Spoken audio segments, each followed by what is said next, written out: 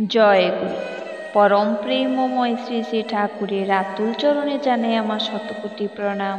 শ্রী শ্রী বর্মার চরণে জানাই আমার শতকোটি প্রণাম। শ্রী শ্রী বদ্দার চরণে জানাই আমার শতকোটি প্রণাম। আপনাদের প্রতি প্রত্যেককে জানাই আমার আনন্দিত জয় গুরু। আদিষ্ট প্রসঙ্গে খুবই দুর্দান্ত কিছু প্রসঙ্গ আপনাদের সঙ্গে শেয়ার করব। সেটি হলো ইষ্টপ্রতি প্রবল হবে কি করলে এবং ইষ্টনিষ্ঠাহীন সদ্গুণের পরিণতি কী, এই প্রসঙ্গটি আপনাদের সঙ্গে শেয়ার করব। ভিডিওটি অবশ্যই শেষ অবধি শুনবেন এবং ভালো লাগলে অবশ্যই একটি লাইক করবেন। একজন প্রশ্ন করলেন, ঠাকুর, নিজেকে কিভাবে ঠিক করলে আত্মপ্রীতি থেকে ইষ্টপ্রীতি প্রবল হয়ে উঠবে? শ্রী শ্রী ঠাকুর বললেন, নিজেকে ঠিক করা মানে ইষ্টানুগ আত্মনিয়ন্ত্রণ। আত্মনিয়ন্ত্রণের সঙ্গে সঙ্গে পরিবেশকে নিয়ন্ত্রিত করে চলতে হয়। প্রথমটা হলো যজন আর দ্বিতীয়টা হলো যাজন। আর ইষ্টের সঙ্গে একটা আত্মীয়তার সম্পর্ক পাতাতে হয়। তাকে সবচাইতে আপন করে নিতে হয় নিজ সক্রিয় স্মৃতি ও বোধভূমিতে। এ কথা বলার একটা তাৎপর্য আছে। ইষ্টপুরুষ যিনি, তার কাছে সবাই তার আপন, আর তিনি সেই জন্য সবার জন্য ভাবেন, বলেন ও করেন। কিন্তু আমাদের তার জন্য যদি ভাবা, বলা, করা ঘাটতি থাকে, তাহলে আমাদের সক্রিয় স্মৃতি ও বোধভূমিতে এই ভাবটা জাগ্রত থাকে না যে তিনি জীবনে প্রথম ও প্রধান। এই বোধটা ফুটিয়ে তোলার জন্য যজন যাজনের সঙ্গে চাই নিষ্ঠা ভরে ইষ্টভৃতি করে দিনযাত্রা শুরু করা। অন্ন জল গ্রহণ করার পূর্বে যে ইষ্টভৃতি করার বিধান আছে, তার কারণ হচ্ছে আমার ক্ষুণ্ণি বৃদ্ধির প্রয়োজনের থেকেও তার তর্পণ নন্দনাকে বড় করে দেখা, সেইটিকেই প্রাধান্য দেওয়া। তাই যজন যাজন ইষ্টভৃতি আবেগ ভরে নিষ্ঠা সহকারে পালন করতে করতে আত্মপ্রীতির থেকে ইষ্টপ্রীতি প্রবল হয়ে ওঠে। ইষ্টপ্রীতির সঙ্গে সঙ্গে আসে পরিবেশের প্রতি প্রীতি। এইভাবে মানুষের ভিতরে সত্তা পোষণী গুণাবলীর বিকাশ হয়। ওই গুণগুলি মানুষকে টিকিয়ে রাখে, বাঁচিয়ে রাখে। সৎসংহতি, পারস্পরিক শ্রদ্ধা ও সেবা এবং অসৎ নিরোধী প্রচেষ্টা তখন সহজ হয়ে ওঠে। এবার কথা প্রসঙ্গে একজন জিজ্ঞেস করলেন, ঠাকুর, ইষ্টনিষ্ঠাহীন সদ্গুরু সম্পূর্ণ মানুষও তো অনেক দেখা যায়। শ্রী শ্রী ঠাকুর বললেন, ইষ্টের পূজায় লাগে না যা, তাই অনিষ্টের কারণ হয়ে থাকে সাধারণত, আর তাই স্বাভাবিক। রূপ যৌবন সম্পূর্ণা নারীর যদি সতীত্ব বা স্বামীনিষ্ঠা না থাকে, তাহলে তার যে দুর্গতি হয়, ইষ্টনিষ্ঠাহীন তথাকথিত সদ্গুরু সম্পূর্ণ মানুষেরও তেমনতর দুর্গতি অবশ্যম্ভাবী। এই কাল বিধ্বস্ত জগতে যদি কোনো জিনিসের কার্যকরী মূল্য থাকে, তা হল কালাধীশ যিনি, তার প্রতি অনুরাগ ও অনুগত্য। আর কিছুই কালের কবল থেকে মানুষকে বাঁচাতে পারে না।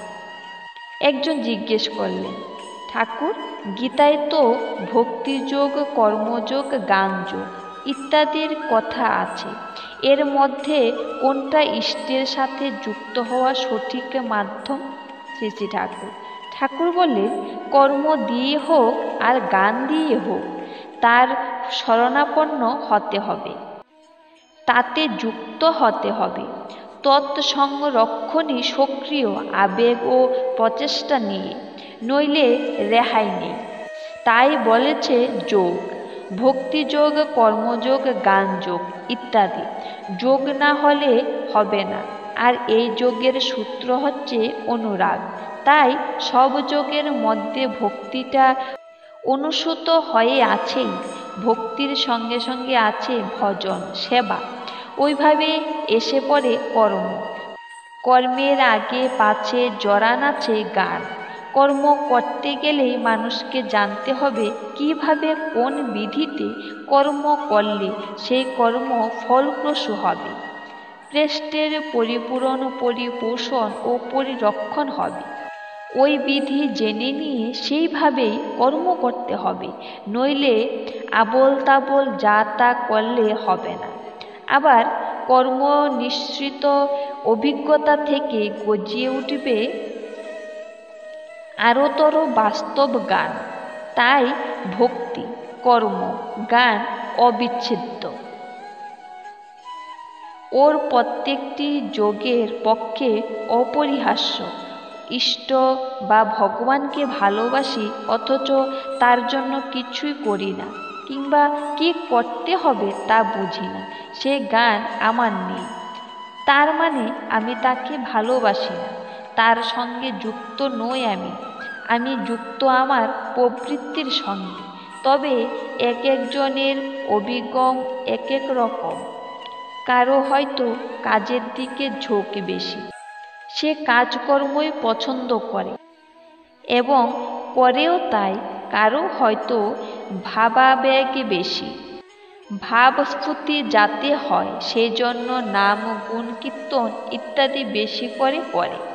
কেউ হয়তো বুদ্ধি প্রধান, সে হয়তো ভাববাদ সম্বন্ধে বোধ পরিপক্ক করে তুলতে প্রয়াস পায়। এইসব রকমারই থাকে। কিন্তু ওই প্রকৃতিগত ঝোঁকগুলি যদি ইষ্টার্থে বিনষ্ট হয় তবে গড়পড়তায় এসে দাঁড়ায় এক জায়গায়। ইষ্টই তার কাছে ধীরে ধীরে প্রধান হয়ে উঠতে থাকে এবং সে দেখে সে কোনোটাই উপেক্ষা করবার নয়। কর্মপ্রধান যে সেই দেখে। আবেগ না থাকলে, বোধ না থাকলে কর্ম নীরস ও নিষ্ফল হয়ে ওঠে। আবার আবেগ প্রধান যে, সে দেখে ইষ্টার্থ পূরণী কর্ম গান না থাকলে তাকে দিয়ে ইষ্টের কোনো সুখ সুবিধা হয় না। আবার গান তপস্বী যে, সে দেখে ইষ্টের জন্য আবেগ ও কর্মপ্রচেষ্টা না থাকলে সব গান মিথ্যা হয়ে যায়। এইভাবে প্রত্যেকের আর ভেঙে যায়। ভক্তি কর্ম গানের সমন্বয়ে সহজে মানুষ হয়ে ওঠে, অবশ্য যদি সে অকপট হয়। তাই ভক্তি কর্ম গান কোনোটার বিরোধী নয়, বরং পরস্পর পরস্পরের পরিপূরক। এই ছিল আজকের নিবেদন। আবারও পরমপিতা রাতুল চরণে আপনাদের প্রতি প্রত্যেকের মঙ্গল কামনা করে ইষ্ট প্রসঙ্গ এখানেই শেষ করছি। ভুল ত্রুটি হলে ক্ষমা করবেন। জয় গুরু।